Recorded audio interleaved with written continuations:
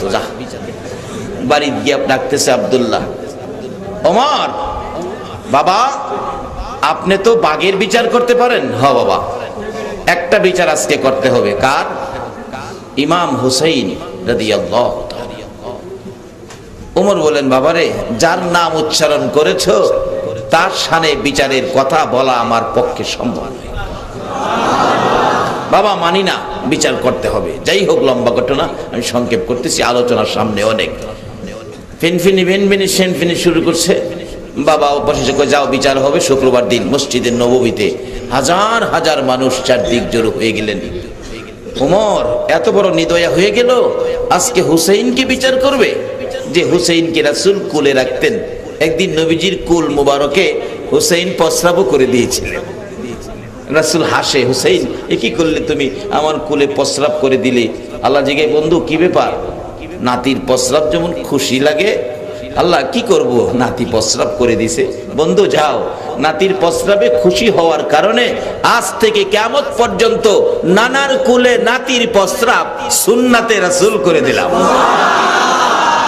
কি আদরের নাতি, আল্লাহ নিজেও কত আদর করে। অথচ এই হুসাইন পর্যন্ত নির্মম ভাবে কারবালায় শহীদ হয়েছে আমাদের নাজাতের জন্য। তাহলে আমরা কেন জাহান্নামে যাব? ইনশাআল্লাহ আমরা জান্নাতি হব। সেই রাস্তাটাই আজকে খুঁজে বের করব, যেটা জান্নাতীদের রাস্তা। আপনারা রাজি আছেন তো? আল্লাহ যদি আমাকে তৌফিক দেন তাহলে আমি বের করব। যাই হোক, বলতেছিলাম ইমাম হুসাইনের বিচার আব্দুল্লাহ ওমরের কাছে দিলেন। ওমর দিন তারিখ করে স্থান নির্ধারণ করলেন মসজিদে নববী। মুসল্লিরা ভিড়। হযরত আলী রাদিয়াল্লাহু তাআলা হুসাইনকে হাতে ধরে ধরে মসজিদে নববীর ভিতরে বসে আছে। প্রশ্ন করলেন মিম্বরে দাঁড়ায়, রাষ্ট্রপতি ওমর, হুসাইন আছেন? জি আছি তো। আমার ছেলেরে কি গোলামের বাচ্চা গোলাম? আমারে বড় গোলাম, ছেলেরে বাচ্চা গোলাম কইয়া গালি দিছেন? হ দিছি তো।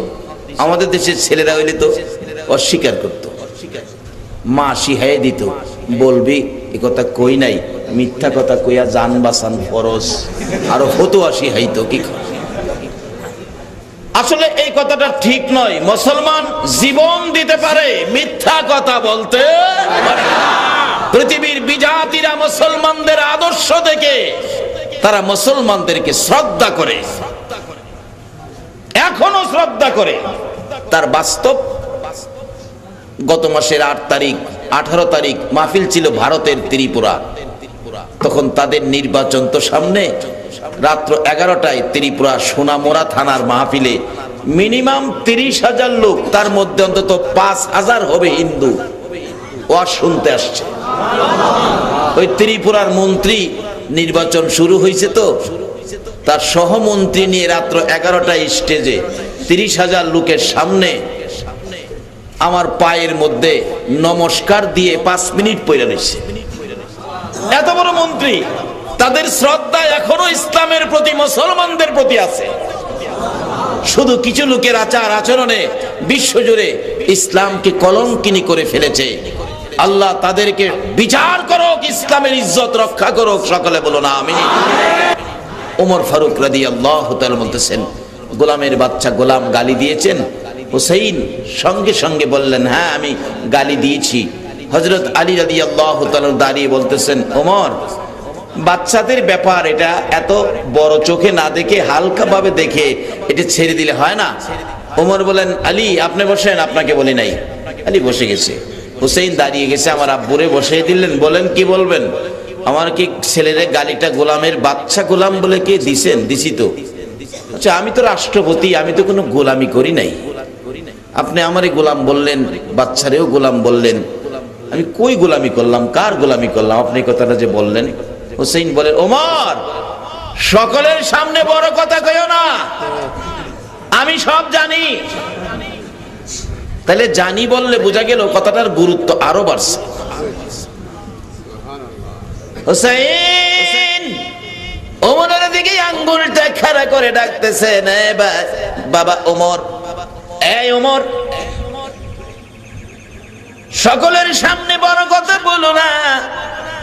তুমি কি আমার নানার গোলামি করো নাই? কার গোলামি? কার গোলামি? আজকে আমরা কি সেই নবীর গোলামি হতে যাইতে রাজি আছি তো? আল্লাহু আকবার বলুন।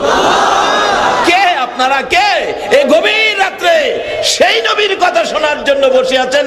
বাবা, কে তোমরা কমিটির সদস্য? এই বৃষ্টি বাদলের দিনে এত বড় আয়োজন করেছো, তোমাদের আয়োজনে হাজার হাজার মানুষ নবীর গোলামির পক্ষে হাজিরা দিয়েছে। আমার মন বলে আজকের আয়োজন আর উপস্থিতি, যারা এইভাবে কষ্ট করে বসে আছেন, আমার নবী আপনাদের জন্য ফুলসিরাতের ঘাটে বসে থাকবে।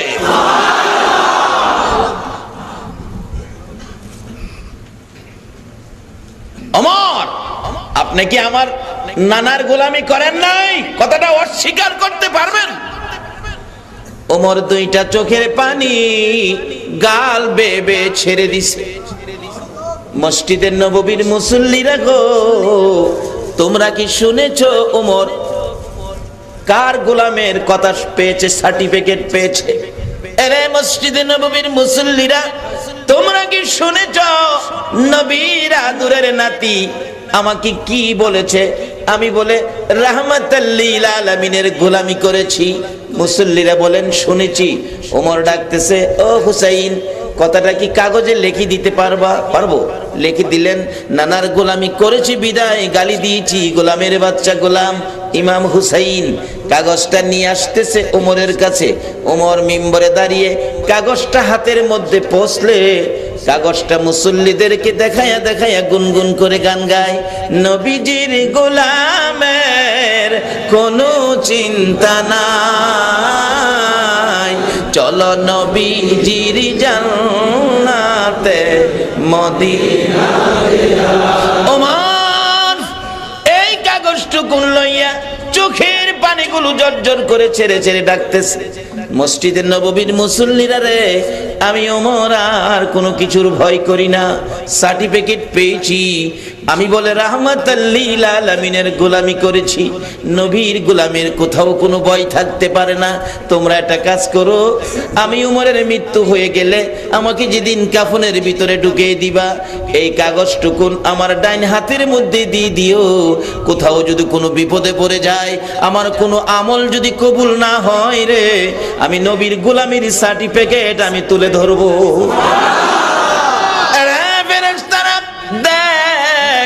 নবীর আদরের নাতি আমাকে সার্টিফিকেট দিয়েছে, আমার কাগজ দিয়েছে, চিঠি দিয়েছে, দলিল করে দিয়েছে। আমি বলে দুনিয়ার জমিনে নবীর গোলামি করেছি। ফেরেশতারা রে, আর কিছুই যদি আমার কবুল না হয়, নবীর গোলামির খাতিরে আমার আল্লাহ আমাকে মাফ করে দিবে। এইটুকুন লইয়া কবরে যাবে ইচ্ছে করেছেন ওমর। এইটুকুন করার কারণে, নবীর গোলামি হুসাইনের মুখ থেকে মাইনা নেওয়ার কারণে আমার নবী কত ভালোবাসতেন আমার নবী ওমরকে। যেদিন ওমর দুনিয়া থেকে বিদায় হবেন, মসজিদে নববীতে ফজরের নামাজের ইমামতি করে ওমর 2 রাকাত নামাজ পড়াবেন। 1 রাকাত নামাজ শেষ করে দ্বিতীয় রাকাতের মধ্যে দাঁড়াইতে ছিল, সোজা হয় নাই, বাঁকা অবস্থায় পিছন থেকে ইহুদি উমরকে হত্যা করার জন্য লম্বা ছুরি নিয়ে পিছনের কাতারে মুসল্লি হয়েছে, দাঁড়াইতেছেন, সোজা হইতে পারে নাই, বাঁকা অবস্থায় ডান দিকের এই কলিজাটার মধ্যে ইহুদি উমরকে ছুরি মারছে। কলিজাটা ছেদ্র করে বাম দিক দিয়ে বেরিয়ে গেছে। ওমর যেই বিছানায় দাঁড়াইয়া রাহমাতাল লিল আলামিন নবী ইমামতি করতেন, ওই বিছানাটার মধ্যে ইয়া রাসূলুল্লাহ বলে চিৎকার মেরে কাত হয়ে পড়ে গেছে। শক্তিশালী পুরুষ রক্ত বাহির হইয়া মসজিদে নববী পুরাটা লাল হয়ে গেছে, মুসল্লিদের পায়ের নিচে রক্ত ঢুকে গেছে। মুসল্লিরা চিৎকার মেরে ডাকতেছে আর কাঁদতেছে, কার রক্ত রে মসজিদে নববী লাল করে দিলে? ওমরের ছেলে আব্দুল্লাহ মিম্বরে দাঁড়াইয়া ডাকতেছে, দরজা বন্ধ করে দেন, আমার বাবাকে ছুরি মারছে, হত্যা করে ফেলেছে, দরজা বন্ধ করুন, আমি আমার বাবার হত্যার প্রতিশোধ নেব, বিচার করব। ওমর ছোট্ট ছোট্ট সুরে ডাকে, রে আব্দুল্লাহ আয় আমার কাছে আয়।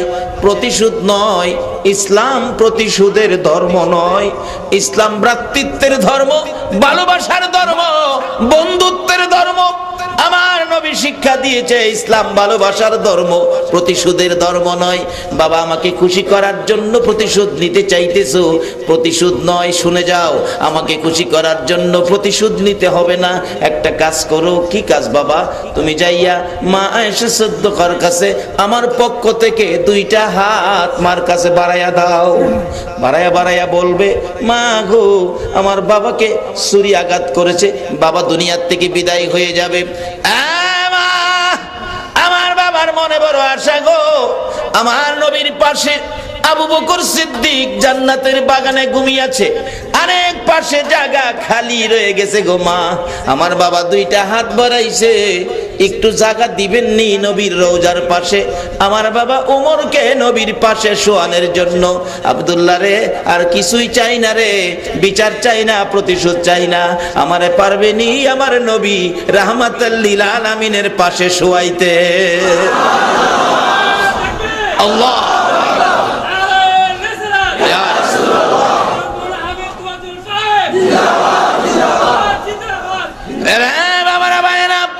আজকে কারা গো সেই নবীর ভালোবাসায় বসে আছো? আমার মন বলে মদিনায় যাইয়া যদি নবীর পাশে শুইতে নাও পারো, বাংলার জমিনে তোমরা যদি শুয়ে যাও, মায়ার নবী দয়ার নবী মদিনার থেকে হাত বাড়াইয়া সাবধান করে দিবেন, ফেরেশতারা রে, আমার আদুরের বান্দাগুলো বাংলার জমিনে শুয়েছে, সাবধান করে দিলাম, কোনো বেয়াদবি করিস না। বলুন নবী যদি মদিনার থেকে ডাক দেয়, কবরে শান্তির ফায়সালা হবে কিনা? বাবারে, মরতে যখন হবেই, এই রাস্তাটা লন নিয়ে আমরা মরি, মরতে হবে।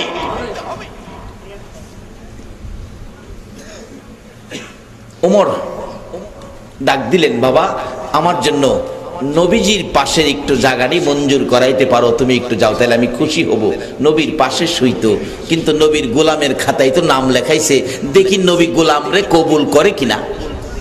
দৌড়ে গেছে, মা মাগো, আমার বাবাকে সর্বনাশ করেছে, বাবা একটু জায়গা আপনার কাছে চাইছে নবীর পাশে থাকতে। আবু বকর সিদ্দিকের মতো আমার বাবাকে একটু জায়গা দিবেন? কাঁদতেছে ছেলে। মা আয়েশা সিদ্দিকা বলেন, ইচ্ছে ছিল রাসূলের পাশে আমি থাকব, তোমার বাবা আবদার করেছে, নাও তো করতে পারি না, রাসূল যদি কবুল করেন আমি তো না করতে পারবো না, তুমি দাঁড়াও দেখি আমার রাসূল কবুল করছেন কিনা। নবীজির রওজার পাশে যাইয়া মা আয়েশা সিদ্দিকা ডাকতেছেন, ইয়া রাসূলুল্লাহ, আল্লাহর নবী গো, ওমর মসজিদে নববীতে ছুরির আঘাত খেয়ে মৃত্যুর সাথে পাঞ্জা লড়ছে, এক্ষুনি দুনিয়ার থেকে বিদায় হয়ে যাবে। নবী গো, আপনার পাশেই ওমর আসতে আবদার করেছে, আমার তো ইচ্ছে ছিল আমি আয়েশা আপনার পাশে থাকবো। আল্লাহর বন্ধু গো, আপনি বলে দেন আমি আয়েশা আপনার পাশে থাকবো না আপনার ওমর আপনার পাশে থাকবে? আমার নবী রওজা পাকের ভিতর থেকে মা আয়েশা সিদ্দিকার দিকে লক্ষ্য করে ডাকতেছেন, রে আয়েশা, কই রে আমার ওমর? আমি রাসূল অনুমতি দিলাম রে, আমার ওমর আমার পাশে থাকবে। মদিনায় যাইয়া দেখেন আমার নবীর পাশে নবীর গোলামির খাতায় নাম লেখাইয়া ওমর জান্নাতের বাগানে ঘুমাইছে। এই নবীর গোলামি খাতায় নাম লেখানোর জন্য কিছু সময় আপনারা দিয়ে নবীকে বাড়িতে নিতে আপনারা রাজি আছেন কিনা? নিলে কি হবে? আসতেছি সামনে। ওমরের ছেলে আব্দুল্লাহ দৌড়াইয়া যাইয়া দেখে ওমর একবারে জ্ঞান হারা হয়ে গেছে, চোখ খোলে না, পাশে বসে চোখের পানি ছেড়ে ছেড়ে কাঁদতেছেন। হযরত আলী একটু পর পর ডাকতেছে, এ ভাই ওমর, বিদায় হতে চলেছো রাসূলের গোলাম হইয়া রে। ও ওমর, বিদায় মুহূর্তে আমি আলী তোমার কাছ থেকে নসিহতপূর্ণ 2টা কথা শুনতে চাই। হযরত ওমর চোখ খোলে না। হযরতে ওমর ফারুক রাদিয়াল্লাহু তাআলা অপেক্ষায় ছিল নবীজির পাশে শুইতে পারবে কিনা খবর শোনার জন্য। এমন সময় ডাক দিয়ে বললেন, আব্দুল্লাহ বাবা, খবর শুনে নাও, আমার নবীর পক্ষ থেকে কবুল করেছে, নবীর পাশেই তোমাকে দাফন করা হবে। ওমর এই ডাকটা শুনে দুইটা চক্ষু খুলে চোখের পানিগুলো জর্জর করে ছেড়ে দিলেন। হযরত আলী বলেন, তখন আমি জীবনের শেষ কথা তার সাথে বলেছিলাম, এ ভাই ওমর, তোমার ভাগ্য ভালো গো, নসিব ভালো গো, তুমি নবীর পাশের বিছানা পেয়েছো, নবীর পাশে আবু বকর সিদ্দিকের মতো তুমিও ঘুমাবে। আমি তোমার কাছ থেকে দুইটা শেষ নসিহতপূর্ণ কথা শুনতে চাই। ওমর, দুইটা কথা কি আমাকে বলে যাবে, তুমি বলো। হযরতে ওমর চোখের পানি ছেড়ে ছেড়ে বলেন, রে আলী, আমার কাছ থেকে দুইটা কথা শোনার আগে তোমার কাছ থেকে আমি একটা কথা শুনতে চাই রে আলী। আমি 2 রাকাত ফজরের নামাজ ইমামতি করে আদায় করার জন্য দাঁড়িয়েছিলাম। 1 রাকাত শেষ করার পর 2য় রাকাতে আমাকে ছুরি মারছে রে আলী, আমার 2য় রাকাত নামাজটা আদায় হলো না। রে আলী, আমার কানে কানে বলে দে, ফজরের নামাজের সময় আছে নি রে আলী, আমি আমার বাকি 1 রাকাত নামাজ আদায় করে কবরে যাইতে পারবো নি। কোন অবস্থায় গোলামিতে নাম লেখাইলে আমার নবী ডাইকা ডাইকা পাশে শোয়াই, এই নামাজ 1টা রাকাত বাকি, শেষ মুহূর্তে জীবন যায় তাও আদায় করতে চাই। আর আমাদের জীবনে শত শত রাকাত নামাজ বাকি, আদায় হলো না। বাবারে, খালি ওয়াজ শুনলে হবে না, বাড়িতে নিয়ে কাজে লাগাইতে হবে। ডাক্তার আপনাকে ওষুধ দিয়েছে, ওষুধ থুইয়া রাখলে হবে না, ওষুধ খাইতে হবে।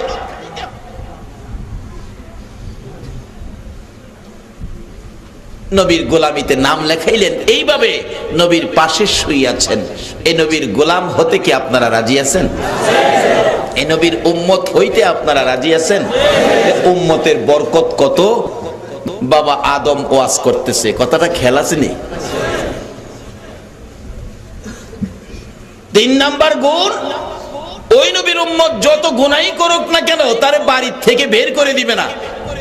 আর আমি যে আদম নবী, আমাকে তোমার মা হাওয়াকে, 2 জনকে বেহেশতের থেকে বের করে দিছে।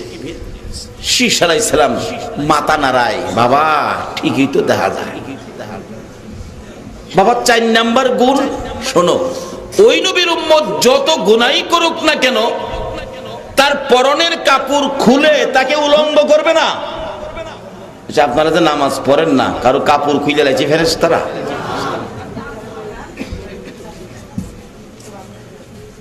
মাঝে মাঝে ভাবা যায় কিছু পাগল এতে ইচ্ছা করে খুইলা ঘুরায়, আছে না? আর মানুষের পিছে ঘুরে, আরে হেই বেচারা পাগল, তুমি তো পাগল না, তুমি গুরু কি লিগা? আর বাবাটা হে আর কই বাবার কাছে কিছু আছে, বাবার কাছে যা আছে বাবা তো সব দেখাই রাখছে, এর বাইরে আর কি আছে কন্ত? এগুলি না, বাবার কাছে কি আছে এগুলি চিন্তা না কইরা আর তুমি কি হইছো এগুলি চিন্তা করো।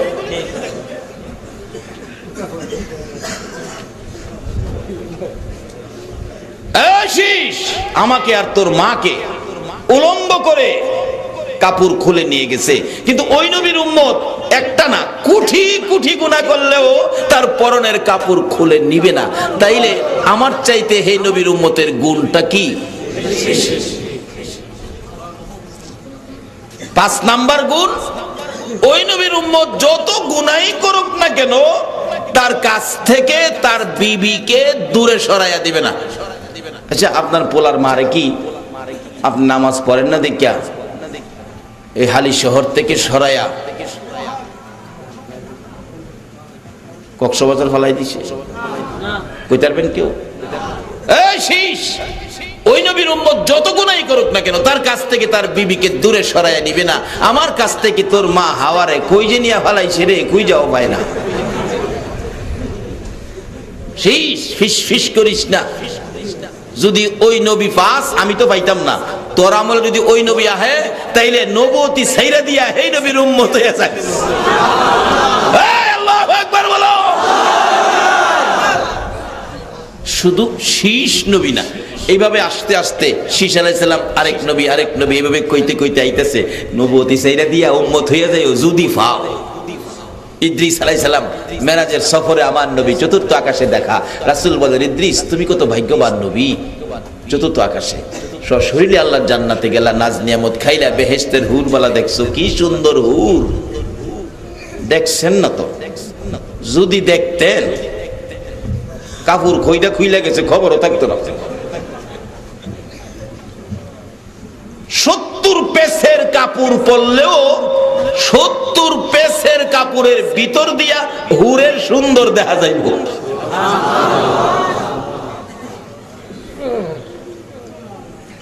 এর লাগে আবার কালা কালা বিবি যারা আছে বাড়িতে গিয়া ঝগড়া করেন না বিবির লগে। একটা ওয়াজ বিবির লেগে বাড়িতে নিয়েন। কালো বিবি যদি নবীর আশেক হয়, নবীর প্রেমিক হয়, নবীর কথা মতো চলে, একটা কালো বিবিকে হাসরের ময়দানে ওই রকম হুরের চাইতে 70 গুণ সুন্দর বানায়া দেওয়া হবে। আপনার কালো বিবিকে 70 গুণ সুন্দর বানায়া দেওয়া হবে।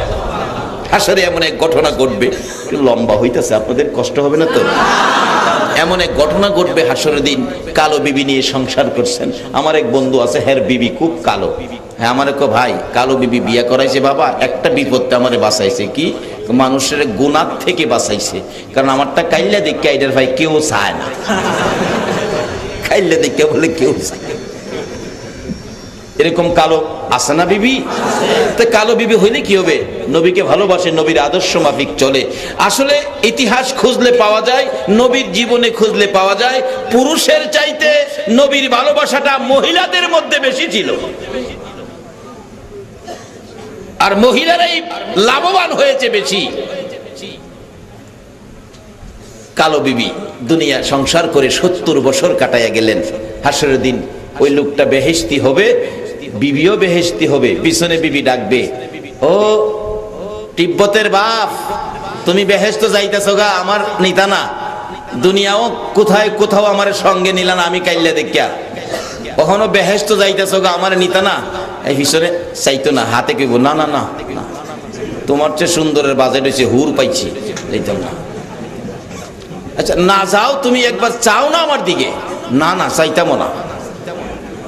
অবশেষে বলবে, তুমি এত নিষ্ঠুর হইলা, 70 বছর তোমার সংসার করলাম, আজকে তুমি এক নজর চাইতা না? 70 বছরের সিএস আরো আর খতিয়ান সহজন কইব। লোকটা হাসরের দিন পিছনে তাকাইব, তাকাইলে দেখবো এটা একটা উদিত সূর্য দেখা যায়। তুমি কি তিব্বতের মা? হ্যাঁ। সুবহানাল্লাহ না? আরে তুমি না কালো ছিলা? ওই মহিলা বলবে, কেন শুনো নাই আমার নবী ওয়াজ করেছে? নবীর কথা মাফিক, নবীর মহব্বতের জিন্দেগি যারা করবে, হাসরের দিন এক একটা কালো মহিলাকে হুরের চাইতে 70 গুণ সুন্দর বানিয়ে দিবে। নবীর কথা অনুযায়ী সেই পুরস্কার আজকে আমি পাইছি। তখন ওই ফুলার বাপ পিছনের বাম হাত বাড়াইয়া কইব, আয় তোরে দিয়া যাইতাম না। তখন ওই মহিলা কইব, স্বামী গো, জীবনে কোনোদিন পার্কে যায় নাই। আমরা দেশের মহিলারা পার্কে যায় না। কি সাজানি সাজাইয়া নেও। কইবেন, হুজুর আপনি চাইলেন কি লিগা? বাবা না চাইলে আমি ওয়াজ করুম করতে।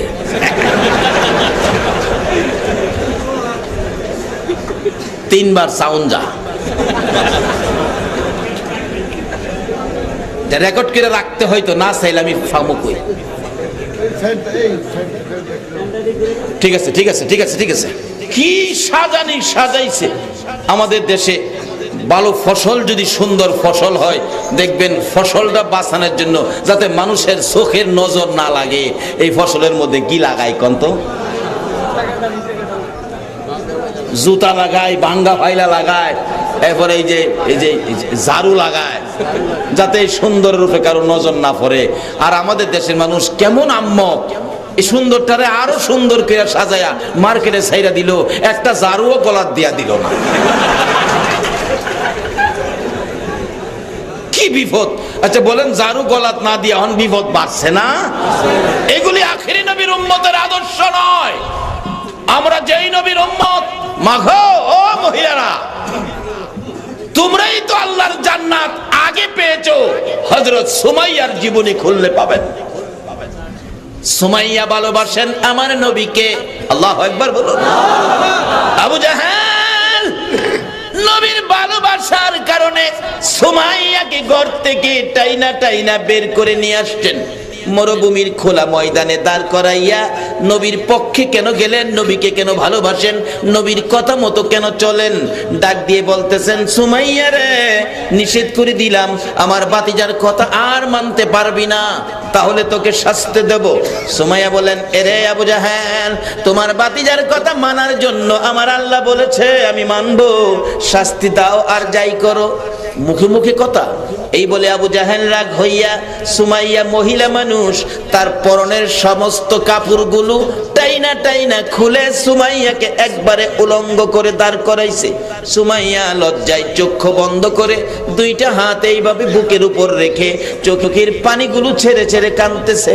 এবার আবু জাহেল ডাকতেছে, মক্কার পুরুষেরা রে, দেখা যা, সুমাইয়াকে উলঙ্গ করেছি। সুমাইয়া কান্দে, মাবুদ, তোমার বন্ধুর পাগলিনী সুমাইয়াকে উলঙ্গ করে মক্কার পুরুষদেরকে ডাকে দেখার জন্য তুমি আল্লাহকে একবারও আবু জাহেল ডাক দিল না। তোমার বন্ধুর পাগলিনী সুমাইয়া তোমারে দাওয়াত দিল, তোমারে ডাক দিল, তুমি একবার সুমাইয়াকে দেখা যাও না। আমার আল্লাহ বলেন, সুমাইয়া রে, তোর দাওয়াত আমি কবুল করেছি। আবু জাহেল বলেন, আল্লাহকে ডাকো তোমারে দেখার জন্য, দাঁড়াও, ভালো করে দেখাবো। ঘরের ভিতর থেকে যাইয়া বল্লম নিয়ে বেরিয়ে আসলেন, তলপেটের নিচে লজ্জাস্থানে বল্লম দিয়ে আঘাত করে চিত হয়ে জমিনে পড়ে গেছে সুমাইয়া। জিহ্বাটা বাহির করে দিয়ে চোখটা উল্টে গেছে, ডাকতেছে, মাবুদ গো, তোমার বন্ধুর পাগলিনী, তোমার বন্ধুর ভালোবাসার জন্য আবু জাহেলের আঘাতে জীবন দিতেছে, তোমার দাওয়াত দিলাম, তুমি দেখা গেলা না। আমার আল্লাহ বলেন, আরে সুমাইয়া, তোর দাওয়াত আমি কবুল করেছি। জিবরাইল, আমার বন্ধুর পাগলিনী সুমাইয়ার দাওয়াত আমি কবুল করেছি। আমি দেখতে যাব, আমি কেমনে খালি হাতে যাব রে জিবরাইল? আমার বন্ধুর পাগলিনী দেখার জন্য খালি হাতে যাওয়া যায় না। আমার জান্নাতুল ফেরদাউসটা উঠাইয়া দে, আমি আমার সুমাইয়ারে জান্নাতুল ফেরদাউস দান করে দিলাম। পৃথিবীতে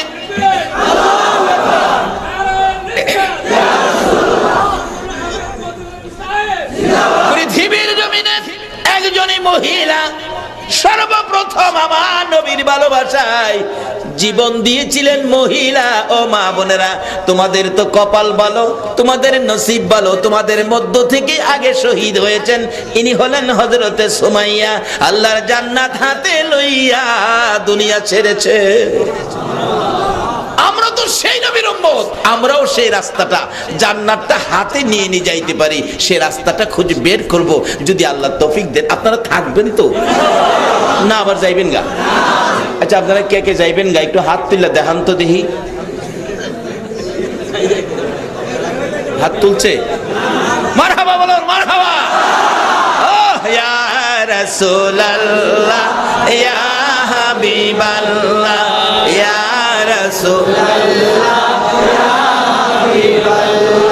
আমার মৌতের নিদান কালে থাকিয়ে নবী গো আমার শিয়রে, আমার মৌতের নিদান কালে থাকিয়ে নবী গো আমার শিয়রে, দেখিব আপনাকে দুই নয়ন ভরে, ইয়া রাসূলুল্লাহ, ইয়া হাবিবাল্লাহ, ইয়া রাসূলুল্লাহ, ইয়া হাবিবাল্লাহ। মাশাআল্লাহ, কেউ হাত তোলে নাই।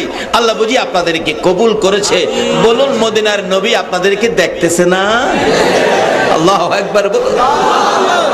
এবার সেই মহিলাটা বলবে, সেই মহিলাটা বলবে, স্বামী গো, জীবনে কোনোদিন পার্কে যায় নাই। বেহেশতের মধ্যে কি পার্ক আছে? পার্কে কি করতো? আমি একটু ঘুরে ঘুরে দেখতাম। বেহেশতে পার্ক থাকবে, ফুল ফলের গাছ। গেছেন না তো? যাইয়া দেখেন না কেন?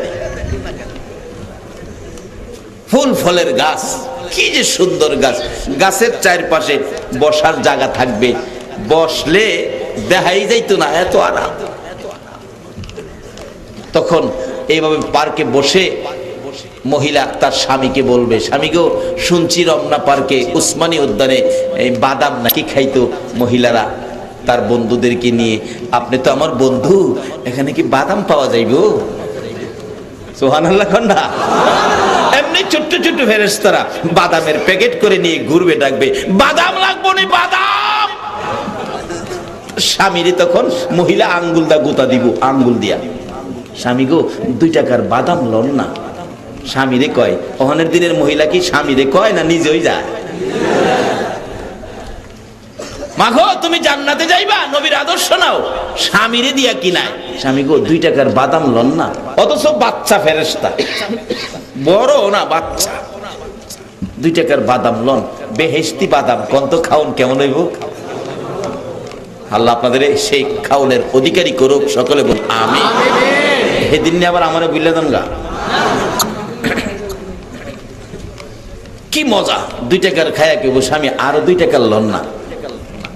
খাইতে খাইতে খাইতে খাইতে খাইতে খাইতে 70 বছর পার হইব হুদা বাদাম খাওয়া। অবশেষে স্ত্রী কইব, স্বামী গো মজা পায়া যে খাইতেছেন, টাকা দিবেন কইতে? যে কবর জানবালা কি টাকা নিছেন কেউ? টাকা দিবেন কইতে? কি সমস্যা রে? তখন তো ঠিক হই, এরকম বেজালে আমি পড়ছিলাম। হজ করতে যাই বলা, বেসরকারি ভাবে গেছি তো, এই দেশের টাকা তো নেওয়া যায় না, শুধু 2টা সৌদি রিয়াল আমার পকেট আছে, আর তো থাকা খাওয়ার সবকিছু যেই ট্রাভেলসের আন্ডারে গেছি, যে মোয়াল্লেমের আন্ডারে গেছি, সারাই তো করবে, আমার তো টাকা লাগবে। এই দেশে গেলে তো বাই বাতি যা আছে টাকা পয়সার অভাব নাই, 2টা টাকা পকেটে। বিমান ছাড়ছে পরেই মাইকে কইতেছে, আমরা এখন 33,000 ফিট উপরে আছি, বেল খুললাম, বেল খুললা লাইছি পরে না, সামনে খাওন দিছি, কয়েক কিসিমের খাওন, যারা বিমানে গেছেন দেখছেন তো। প্রথম দিছে লজেন্স, যাতে বমি টুমি না হয়। আমি লজেন্স হাতে লিয়ে বইরেছি, খাই না। এরপরে আরো খাবার দিছে, ফল ফলাদি, লাল ভাত, এরকম খানা দেওয়ার পরে আমি খাই না, সবাই খাইতেছে। আমার সাথে এক বেচারা, উনি নাকি আরো 7 বার হজ করছে, আমার জিগায় হুজুর খান নাকি লেগা? আমি কি ভাই সাহেব লজ্জার কথা, আমার পকেটে 2টা আছে। সত্যটা বললে অসুবিধা কি আছে? কারণ বিমানের খাবার দাম জানি কত ধরে, বিল জানি কত লেখা দেয়, যদি না দিতে পারি তাহলে লজ্জার ব্যাপার। কারণ আমাদের ভৈরবে যখন ফেরি ঘাট ছিল, এখন তো ব্রিজ হয়েছে, দেখছি এই মানুষ যে কত টর্চারিং করে, এরা খাওয়াইছে 10 টাকা প্লেট চিংড়ি মাছ, 10 টাকা প্লেট, 10 টাকা করে চিংড়ি মাছ। আসলে 10টা চিংড়ি মাছ দিছে, একটা 10 টাকা, আর বুঝাইছে প্লেট 10 টাকা। বেচারা খাইছে, খাওয়ার পরে বিল করছে 150 টাকা। আরে বাবা 10 টাকা প্লেট চিংড়ি মাছ, 10 টাকা বাদ 20 টাকা হবে। আপনারা কে কইলো 10 টাকা প্লেট? 10 টাকা একটা, আপনারা 10টা দিছি, বিল বানা দিছে 150 টাকা। মান সম্মান যাইবার দশা। এরকম বিপদ আমি দেখছি নিজের চোখে। আপনার ঠান্ডা প্রাণ ওই সময় 15 টাকা করে বিক্রি করে তারা, 10 টাকার প্রাণ 15 টাকা। আপনি খাইবেন কইয়া ওই মুখটা খুললা, খাইবেন কি না একথা জিগাইছে না, খাইবেন কইয়া খুললা আছে মুখটা। আপনি বলছেন আমি তোর বাবা খাবো না, না হলে টাকা দেন, খুললেন কেন? এরকম অত্যাচার করতো, নিজের চোখের দেখা। আমার তো এই অবস্থাটা জানা আছে, আমি আবার কই খামুজে খাইলিনি, আবার কই খাইলেন কেন, টাকা দেন।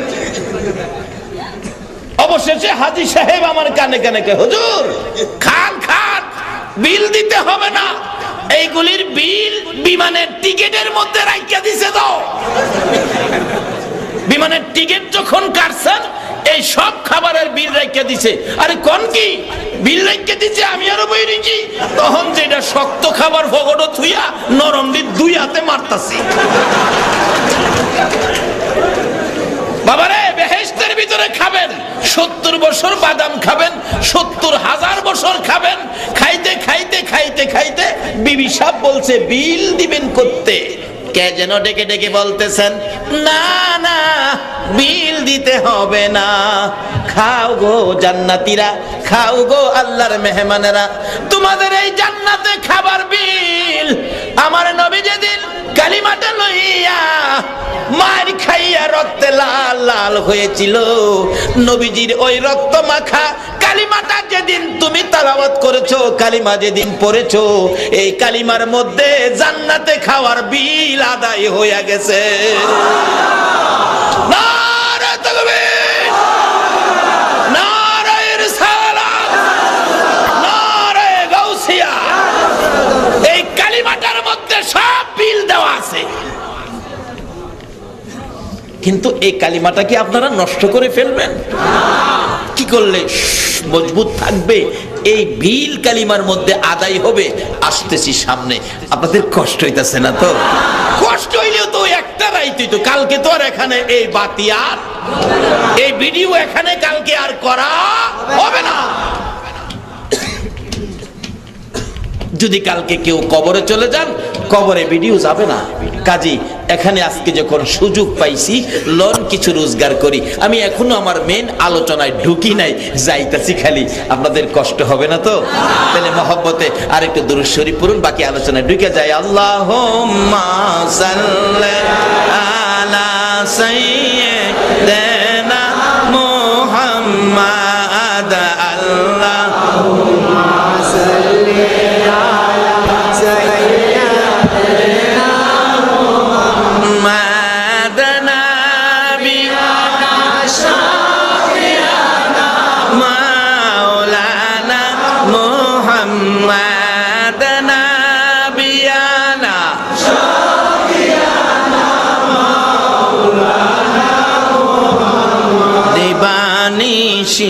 মনের আমার আর দিও না যন্ত্রণা, দিবা নিশি মনের আমার আর দিও না যন্ত্রণা। হায়রে দান যদি যাইতাম সোনার মদিনা, হায়রে দান যদি যাইতাম সোনার মদিনা। আল্লাহুম্মা সাল্লি আলা সাইয়্যিদিনা মুহাম্মাদ। আল্লাহুম্মা সাল্লি আলা সাইয়্যিদিনা মুহাম্মাদ। নাবিয়ানা শাফিয়ানা মাওলানা মুহাম্মাদ। নাবিয়ানা শাফিয়ানা মাওলানা মুহাম্মাদ। বালাগাল উলা বিকামালিহি কাশাফাত দুজা বিজামালিহি আসনাত জামিউ খিসালিহি সাল্লু আলাইহি। বলতেছিলাম ওই কালো মহিলা সুরের চাইতে 70 গুণ সুন্দর বাড়াইয়া দিবে। স্বামী তখন এই নিজের স্ত্রী লইয়া ওই জান্নাতে ঢুকবে আর জান্নাতের নাজ নিয়ামত খাবে। তাই রাসূল বলছিলেন ইদ্রিস নবীকে চতুর্থ আকাশে। কথাটা খেলাছে? ইদ্রিস তুমি কত ভাগ্যবান নবী, সশরীরে জান্নাতে গিয়ে জান্নাতের নাজ নিয়ামত খাইলা, হুরবালা দেখলা, কি সুন্দর হুর। ইদ্রিস আলাইহিস সালামকে হুজুর ভাগ্যটা বেশি একটা ভালো নয়। কি এর দেখতাম, গেছিলাম তো দেখবার লেগিয়া, যাইয়া দেখি বেহেশতের দরজাগুলি বন্ধ। এমনকি উপরে লেখা আছে আখিরি নবী উম্মত নিয়ে না আসা পর্যন্ত কারো জন্য বেহেশতের দরজা খোলা হবে না। শুধু লেখা না, হাসরের ময়দানে বেহেশতিরা বেহেশতে যাওয়ার জন্য যার যার নবী উম্মত নিয়ে রওনা হবেন। আদম আলাইহিস সালাম বেহেশতের দরজা বন্ধ, আওয়াজ দিবেন দরজা খোলো, দরজা খোলো। বেহেশতের ভিতর থেকে জবাব দিবেন কে? আমি আদি পিতা আদম আলাইহিস সালাম, আদি মানুষ। দরজা খোলো, আমার কিছু উম্মত আছে, এদেরকে বেহেশতে ঢুকাবো। ভিতর থেকে জবাব আসবে না না না, আখিরি নবী না আসা পর্যন্ত দরজা খোলা হবে না। ইব্রাহিম আলাইহিস সালাম যাবে, আমি জাতির পিতা ইব্রাহিম, আমার কিছু উম্মত নিয়ে আসছি, দরজা খোলো। ভিতর থেকে জবাব দিবেন আপনি কে? আমি ইব্রাহিম। না না না, যতক্ষণ পর্যন্ত আখিরি নবী উম্মত নিয়ে না আসবে ততক্ষণ পর্যন্ত জান্নাতের দরজা খোলা হবে না। ইদ্রিস নবী বলেন হুজুর প্রত্যেকটা দরজায় লেখা আখিরি নবী উম্মত নিয়ে না আসা পর্যন্ত কারোর জন্য জান্নাতের দরজা খোলা হবে না। নবী গো, আমার ভাগ্য ভালো হতো গো নবী, আমি ইদ্রিস নবী না হইয়া যদি আখিরি নবীর উম্মত হইয়া যাইতে পারতাম তাহলে আমার ভাগ্য ভালো হইতো। আজকে সরাসরি সেই নবীর উম্মত হয়ে আরামের ঘুম হারাম করে নবীর ভালোবাসায় যারা এইভাবে রাত্র দিয়ে ঘন্টার পর ঘন্টা নবীর আলোচনা, কোরআনের আলোচনা শুনতে পারতেছেন, বলুন আপনাদের ভাগ্য ভালো না খারাপ? বাবার আসুন এই ভাগ্যটা বাইকটা নেই, ভালোটা কিভাবে নিবেন? আমি পবিত্র কোরআন শরীফ থেকে, হাদিস শরীফ থেকে যা তেলাওয়াত করেছি, সরাসরি এখন আলোচনায় ঢুকবো। আল্লাহ আমাদেরকে কবুল করুক, সকলে বলুন আমিন। আল্লাহর কোরআনে, এই কোরআন শরীফে আমাদের জন্য ওয়াজ করেছেন আল্লাহ নিজে। সর্বপ্রথম যা তেলাওয়াত করেছিলাম, ইন্নাল্লাহা আশতারা মিনাল মুমিনিনা আনফুসাহুম ওয়া আমওয়ালাহুম বিআন্না লাহুমুল জান্নাহ। আল্লাহ নিজে ওয়াজ করছেন, নিশ্চয়ই আমি আল্লাহ মুমিনদের সাথে ব্যবসা করি। জীবনে কত জায়গার কত মহাজনের সাথে ব্যবসা করছেন, আল্লাহর সাথে ব্যবসা করে দেখলেন না কেমন লাগে? আল্লাহ কয় নিশ্চয়ই আমি আল্লাহ মুমিনদের সাথে ব্যবসা করি। এখন ব্যবসাটা কি করি? মুমিনের জান মাল খরিদ করি। জান হইল যারা আজকে এখানে শারীরিকভাবে কষ্ট করে বসে আছেন, এটা আল্লাহর খরিদাকৃত জান। আর যারা টাকা পয়সা দিয়ে মাহফিলটা সাজিয়েছেন, বাবারে আপনারা কে? নবীর ভালোবাসায় পকেটের পয়সা, রোজগারের পয়সা দিয়ে এত বড় মাহফিলের আয়োজন করেছেন, এটা হলো মাল। আল্লাহ বলেন এরকম জান মাল আমি আল্লাহ খরিদ করি মুমিনের কাছ থেকে। বলুন কার কাছ থেকে? এখন মুমিন হইবেন কেমনে? মুমিন হইবেন কেমনে? মুমিন হইতে গেলে লাগবে কি? এটা হাদিস শরীফে আসছে। নবীজি একদিন প্রশ্ন করেন হযরত ওমরকে, ওমর তুমি আমাকে কেমন ভালোবাসো? ওমর বলেন হুজুর বলেন কি, আমি তো আমার ছেলে মেয়ে বিবি বাচ্চার চাইতে আপনাকে বেশি ভালোবাসি। রাসূল বলেন ওমর তুমি এখনো মুমিন হও নাই, অথচ নামাজ কম পড়ে নাই, রোজাও রাখেন, বাকি সব আমল করেন, তারপরও বলে মুমিন হয় নাই। হযরত ওমর বলেন বলেন কি, আমি মুমিন হইতে পারলাম না? রাসূল বলেন তুমি ঠিক করে বলো আমাকে কেমন ভালোবাসো? হুজুর ধন সম্পদ, বিবি বাচ্চা, বাড়িঘর সব চাইতে আপনাকে বেশি ভালোবাসি। রাসূল বলেন ওমর তুমি এখনো মুমিন হও নাই, ঠিক করে বলো আমাকে কেমন ভালোবাসো? ওমর চিৎকার মারছে, ইয়া রাসূলুল্লাহ ছেলে মেয়ে, বিবি বাচ্চা, ধন সম্পদ, বাড়ি ঘর, এমন কি আমি উমরের জানের চাইতে আপনাকে বেশি ভালোবাসি। রাসূল বলেন এইবার মুমিন হয়েছো। এখন আপনারা কি জানের চাইতে রাসূলকে বেশি ভালোবাসতে রাজি আছেন? তাইলে এই মুমিনের সাথে আল্লাহর ব্যবসা। মুমিনের জান মাল খরিদ করবে কি দিয়ে? টাকা দিবে না, ইউরো দিবে না, ডলার দিবে না, পাউন্ড দিবে না, কি দিবে? কোরআন শরীফ, বিআন্না লাহুমুল জান্নাহ। আমি মুমিনের জানমাল খরিদ করি আমার জান্নাতের বিনিময়। জান্নাতটা তাদেরকে দেই, তাদেরকে আমি নেই। আল্লাহু আকবার বলুন।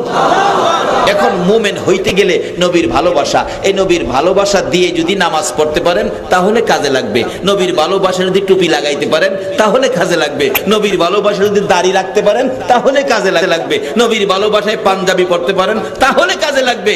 দাড়ি আছে, ভালোবাসা নাই, বলুন এই দাড়ির কোনো দাম আছে?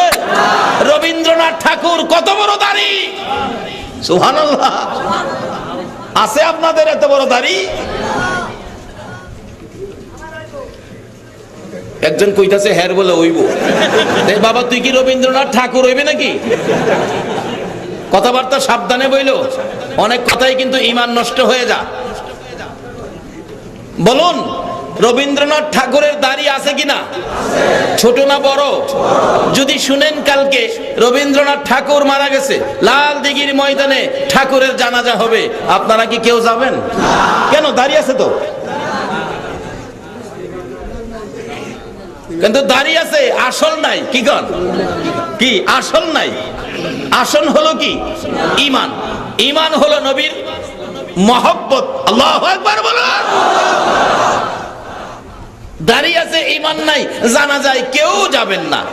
কিন্তু যদি আজকে রাত্রে মাইকিং করা হয় আগামীকাল সকাল 10টায় কবি নজরুলের জানাজা হবে লাল দিঘির ময়দানে, বলুন তো মুসলমান যাবে কিনা? কেন? তার তো দাড়ি নাই। কি নাই? কি নাই? দাড়ি তো নাই। কি আছে? আর কি আছে? একটা আছে ঈমান, আরেকটা কি আছে? নবীর। কারণ উনি গান গাইতেন। কি গান? তোরা দেখি যা আমিনা মায়ের কোলে, তোরা দেখি যা আমিনা মায়ের কোলে। নবী শান ও মান গাইতেন।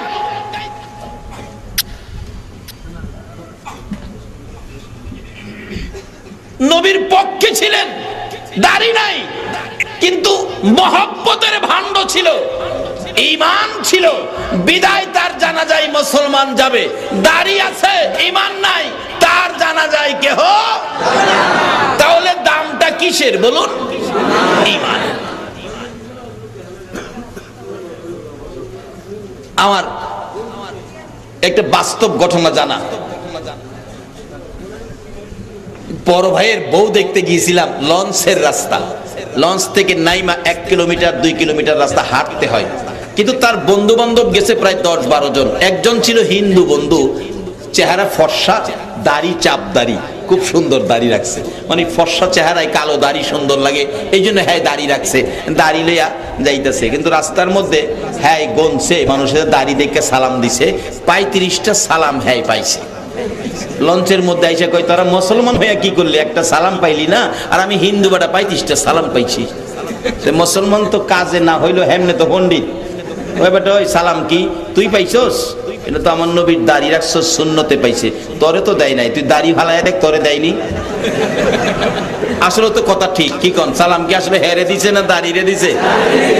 হিন্দু বেটা দাড়ি রাখলেও সালাম পায়। এই নবীর ভালোবাসা থাকলে ইজ্জত আপনার বাড়বে না কমবে বলুন তো? হিন্দু বেটা দাড়ি রাখছে মহব্বতে না, এরপরও ইজ্জত পাইতেছে নবীর সুন্নতের খাতিরে। এই সুন্নতের আমলও আমাদের থাকা দরকার আছে। যাই হোক, এদিকে আমার ওয়াজ না। এবার দাড়ি আছে, সালাম পাইছে, কিন্তু আসলে হিন্দু বেটা দাড়ি নাই, সালামও পায়। কবি নজরুল কেন? তার মধ্যে নবীর প্রেম ছিল, নবীর ভালোবাসা ছিল। আসলে এই নবীর প্রেমের গান গাওয়ার জন্য আল্লাহ পাকেরই তো নির্দেশ। দেখেন, যত ইবাদতে যাবেন বলুন এই নবী আছে কিনা? সপ্তাহের ভিতরে কিন্তু এই নবী আছে। এই সিস্টেমটা আল্লাহই করেছেন। আল্লাহ বলছে তোমরা এই গুনগুনি তোমরা গাইতে থাকো, কারণ যদি না গাও আমি আল্লাহকে তোমরা খুশি করতে পারবা না। তার বাস্তব দেখবেন, পরিবহন সেক্টরে যারা চাকরি করেন, বাস যারা চালায়, 3 জন স্টাফ থাকে, একজন ড্রাইভার, একজন কন্ট্রাক্টর, আরেকজন কি জানি, মাশাআল্লাহ জানেন দি আপনারা সব, আরেকজন কি হেল্পারের কাজ হলো গেটে থাইকা গেট পরিষ্কার করে দিবে, প্যাসেঞ্জার নামাবে, প্যাসেঞ্জার উঠাবে। হ্যাঁ দেখবেন প্যাসেঞ্জার নামা উঠার পরেও গাড়ি টান দিলে হ্যাঁ দরজায় দাঁড়ায় চিল্লাই, ওস্তাদ আসতে যান, ওস্তাদ ব্রেকে যান, ওস্তাদ ডাইনে লন, বামে লন, সামনে রিক্সা হরেন দিয়া যান, 100 যান, ওস্তাদ সামনে ডিস্ট্রিক্ট। ডিস্ট্রিক্ট কি রে কই জানেন? ড্রাইভিং ভাষায় ডিস্ট্রিক্ট কয় ট্রাকেরে, আবার কয় সামনে প্লাস্টিক, পিছনে প্লাস্টিক, প্লাস্টিক কয় প্রাইভেট রে। আরেকটা গাড়ি আছে রে, কি কয় কইতাম না। সামনে ডিস্ট্রিক্ট, পিছনে প্লাস্টিক। আচ্ছা উস্তাদ রে, হ্যাঁ হেল্পার কোন লাগে কি লেখা? উস্তাদ সহ দেয় না নাকি ড্রাইভার সব কম দেহে? পিছনে যে প্লাস্টিক, সাইডে লুকিং গ্লাসও দেখে না, এরপরও হাই দেখবেন চিল্লাইব। একবার রাম সামনে রিক্সা হাই চিল্লানি দিছে না, ড্রাইভার কো হ্যাঁ লাত্তি মাইরা নামায়া দেয়। এর দায়িত্ব গেট পরিষ্কার রাখা, প্যাসেঞ্জার ওড়ানামার সুবিধা করে দেওয়া। এরপর অনার্থক হাই চিল্লাইব, না চিল্লাইলে বলে লাত্তি মাইরা নামাই দিব। আমার আল্লাহ কয় আমি একটা দায়িত্ব তোমাদেরকে দিয়েছি, যেই দায়িত্বটা আগে আমি আল্লাহ নিজে নিয়েছি। ইন্নাল্লাহা, আল্লাহু আকবার বলুন, ওয়া মালাইকাতাহু ইউসাল্লুনা আলান নবী। এরা দুনিয়ার মানুষ, তোমাদের কাছ থেকে এটা আমিও চাই, যেই কাজটা আমি আল্লাহ করি, আমার হাবিবের উপর দুরূদ সালাম পাঠ করি, ফেরেশতারা করে, তোমরা করো। তোমরা কারা? তোমরা সব না, কিন্তু তোমরা সব না। কোরআন শরীফে বলছে ইয়া আইয়ুহাল্লাযীনা আমানু। কাকে ডাকছে? কাকে ডাকছে? ঈমানদারদেরকে বলেছে এই কাজ করার জন্য, সব মানুষকে বলে নাই। যদি সব মানুষকে বলতো তাহলে ইয়া আইয়ুহান নাস উচ্চারণ করত। বলেছে ইয়া আইয়ুহাল্লাযীনা আমানু, ও পৃথিবীর ঈমানদাররা তোমরাও এই কাজটা করো। সেই কাজটা কি? সাল্লু আলাইহি ওয়া সাল্লিমু তাসলিমা। এটাই তো আমরা বাড়ি বাড়ি মিলাদুন নবী করি, মিলাদ মাহফিল করি, দুরূদ সালাম পাঠ করি। যদিও এটা ফরজ না, ওয়াজিব না, কিন্তু এটা আমাদের মুখে থাকতে হবে। এটা আল্লাহ চায়। এটা আল্লাহ কি চায়? আপনি সব ঠিক আছে, এটা করবেন না। আপনার ছেলেটা বিএ পাস করালেন, এমএ পাস করাইয়া ঢাকাতে চাকরি পাইছে, মাসে 50,000 টাকা বেতন, আপনাকে মাসে 20,000 টাকা দেয়, কিন্তু ছেলেটা 10 বছর হয়েছে টাকা পাঠায়, হ্যাঁ বাড়িতে আয় না। বলুন মা বাবা খুশি না বেজার? টাকা তো পাঠাইছে কিন্তু ছেলেটা বাড়িতে আইছে না। আর ছেলেটা বাড়িতে আইছে, একবারও মারে মা কয় নাই, বাবারেও বাবা কয় নাই। বলুন মা বাবা এত কিছু পাওয়ার পরেও মা বাবা খুশি না বেজার? আমার আল্লাহ বলেন, এরা দুনিয়ার মানুষ, আমি আল্লাহ নিজে যে নবীর গুণগান গাইতেছি, যে নবীর জিকির বাড়িয়ে দিয়েছি, যে নবীর উপর দুরূদ ও সালাম পাঠ করতেছি, তোমরা যতই ইবাদত করো, যতই নেক কাজ করো, যতই সূরত ধরো না কেন, আমার এই নবীর গুণগান, নবীর দুরূদ ও সালাম যতক্ষণ পর্যন্ত আমি আল্লাহকে না শোনাইতে পারবা, ততক্ষণ পর্যন্ত আমি আল্লাহ খুশি হব না। যেমন বাস্তব হলো, মা বাবারে 20,000 টাকা মাসে দিলেন, মা বাবা এত টাকা পাইয়াও বাড়িঘর ফিটফাট, ফার্নিচার একবারে নিত্য নতুন, কি ডিজাইন, সবকিছু পাইয়াও মা বাবা খুশি না কেন? ছেলেটা বাড়িতে আসে না, বাড়িতে আসার পরেও মা বাবা খুশি না কেন? ছেলেটা আমার একবার বাবা কইয়া ডাক দিল না, একবার মা কইয়া ডাক দিল না। এত সম্পত্তি পাইয়া, এত মজার খাবার পাইয়া, বড় বাড়ির মালিক হইয়াও মা বাবা খুশি না। মা বাবা মুরব্বীদের কাছে বিচার দেয়, হ্যার টাকা লাগবে না, বাড়িঘর লাগবে না, রুজি রোজগার লাগবে না, আমার ছেলেরে বইলা দিও, সে যেন আইসা আমার একটা মা কইয়া ডাক দেয়, আমার একটা বাবা কইয়া ডাক দেয়, তাহলে আমরা আর কলিজায় শান্তি পাবো। শুধু টাকা দিবে, বাড়িঘর করে দিবে, মা বলে ডাকবে না, বাবা বলে ডাকবে না, আমরা মা বাবা শান্তি পায় না। ঘটনা ঠিক কিনা বলো? শুধু একটা ডাক দিলে খুশি মা বাবা। এই নবীকে ডাকতে, নবীর আদর্শ ধরতে, নবীর কথা মানতে, বলুন আপনারা রাজি আছেন কিনা? এই নবীর পক্ষে যাইতে আপনারা রাজি আছেন কিনা? রাত্র যখন গভীর বসে আছেন, এটা প্রমাণ করে নবীর পক্ষে আছেন। নবীর পক্ষে গেলে কি বাজেট দেখেন না, কি বাজেট দেখেন না। নবীর পক্ষ নিয়েছেন মিলাদুন নবীর মুহূর্তে মা হালিমাতুস সাদিয়া, যেদিন নবীর শিশু নবী আমেনার কুলে নবীর পক্ষ নিলে কি লাভ দেখেন। আমেনার কুলে শিশু নবী হালিমাতুস সাদিয়া, মক্কার প্রথা ছিল ভালো বংশের সন্তানাদি হলে নিজেরা লালন পালন করতেন না, ইজ্জতের হানি হতো। গ্রাম দেশ থেকে লোকেরা নিয়ে যাইতো লালন পালনের জন্য, এর বিনিময় দিত, বিনিময় পাইতো। লোকেরা এসে ডাকে, সন্তানাদি আছে? আমেনা কই আছে তো, বাবারে পাঠাও। বাবা নাই, আমার সন্তানটা এতিম।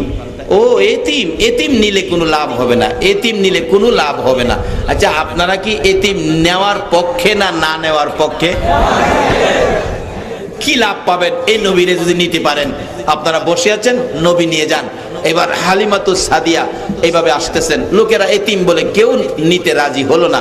হালিমাতুস সাদিয়া ডাক দিলেন, বাড়িতে কেউ আছেন? সন্তানাদি আছে? আছে তো, বাবারে পাঠান। বাবা নাই। হালিমাতুস সাদিয়া বলেন, তোমার নাম কি? আমার নাম আমেনা। সাগরে যেন আমি বাসতেছি। যাইতে যাইতে ঘরের দরজার কিনারে গেলাম। দরজার কিনারে যাওয়ার পর আমেনা ঘর থেকে ডাকতেছে, এই যে দেখো গো আমার এতিম। এতিম বলে যখন আমেনা ডাক দিলেন, আমার নবী দুইটা চোখের পানি জর্জর করে ছেড়ে দিলেন। এতিম এতিম বলে আমাকে ডাকে, এতিম বলে আমার কেউ নেয় না। আমার আল্লাহ বলেন, বন্ধু গো তুমি কেঁদো না গো বন্ধু, এতিম বানাইলাম মানুষের ভালোবাসা তোমার প্রতি আদায় করার জন্য। ও বন্ধু কথা দিলাম, এতিম বলেও যদি তোমার কেউ ভালোবাসে গো, আমি আল্লাহর ভালোবাসা তারা লইয়া যাইব। তার বাস্তবতায় আসুন, হালিমাতুস সাদিয়া এতিম নবীর ভালোবাসায় সামনে বাড়তেছে। দরজাটার মধ্যে দাঁড়াইয়া দেখে, এটা কেমন এতিম রে, এটা যেন একটা পূর্ণিমার চাঁদ উদয় হইয়া রইছে, ঘরটা যেন আলোকিত হইয়াছে, শিশু নবী শুইয়াছে। হালিমাতুস সাদিয়া দরজাটার মধ্যে দাঁড়াইয়া এক নজর তাকাইয়া আর সহ্য করতে পারে নাই। নবীর সুন্দর চেহারা দেখে, পূর্ণিমার চাঁদের মতো উজ্জ্বল দেখে গুনগুন গুনগুন করে গান গাইতে শুরু করে দিনা। হালিমাতুস হালিমাতুস সাদিয়া সামনে বেরে শিশু নবী আমার আপনার নবী যেই নবীর পক্ষে বসে আছেন এই নবীকে এইভাবে দুইটা হাত বাড়ায় টান দিয়ে কুলে নিলেন। হালিমা বলেন নবী কুলে নেওয়ার পর নবীকে নেওয়ার পর আমার ভাগ্য কতটুকুন ভালো হয়েছে। সর্বপ্রথম পুরস্কার, আমার স্তনের মধ্যে দুধ ছিল না, দুধ শুকিয়ে গিয়েছিল, এক ফোঁটা দুধও বাহির হতো না। আল্লাহর কসম করে বলি এই নবী কুলে নেওয়ার পর আমার শুকনা স্তনের মধ্যে দুধের জোয়ার এসে গেছে। বলুন এই নবীরে নিতে পারলে আমাদের লাভ হবে না লস হবে? হালিমাতুস সাদিয়া বলেন ও মা বোনেরা, তোমরাও সেই নবীর মিলাদের পক্ষে আসো, সেই নবীর মায়ায় আসো, সেই নবীকে ভালোবাসতে শিখো। হালিমাতুস সাদিয়া বলেন শিশু নবী কোলে লইয়া ঘর থেকে বাহির হলাম। যাইতে যাইতে সোয়ারির কাছে গেলাম, সোয়ারিটা দুর্বল ছিল, পিছনে পড়ে যাইতো, হাঁটতে পারতো না। আল্লাহর কসম করে বলি শিশু নবী লইয়া সোয়ারির কাছে যাইয়া দেখি আমার নবীকে এক নজর দেখে সোয়ারি দুর্বল সোয়ারি মোটা তাজা হইয়া গেছে। শিশু নবীকে সোয়ারির উপরে উঠা বসাইয়া নবীকে কোলে লইয়া রওনা হলাম। কিছু দূর যাওয়ার পর দেখি আকাশ থেকে মেঘের টুকরা এসে আমাদের মাথার উপর ছায়া দিতেছে। নবী লইয়া চললাম। কিছুক্ষণ হাঁটার পরে দেখি সকালবেলা যারা মক্কা থেকে তাইবের দিকে রওনা হয়েছিল, আমি বিকালবেলা রওনা হইয়া কিছুক্ষণ হাঁটার পর সকালে যারা আসছিল আমি বিকালে রওনা হইয়া তাদের আগে আগে আমি চলে গেছি। বাড়িতে যাইয়া দেখি যেই বকরিগুলি দুধ দেওয়া বন্ধ করে দিয়েছিল এই নবী আসার পরে রে আমার সকল বকরির থেকে অটোমেটিক দুধ পড়তে শুরু করেছে। বলুন এই নবীরে নিতে পারলে আমাদের ভাগ্য ভালো হবে না খারাপ হবে?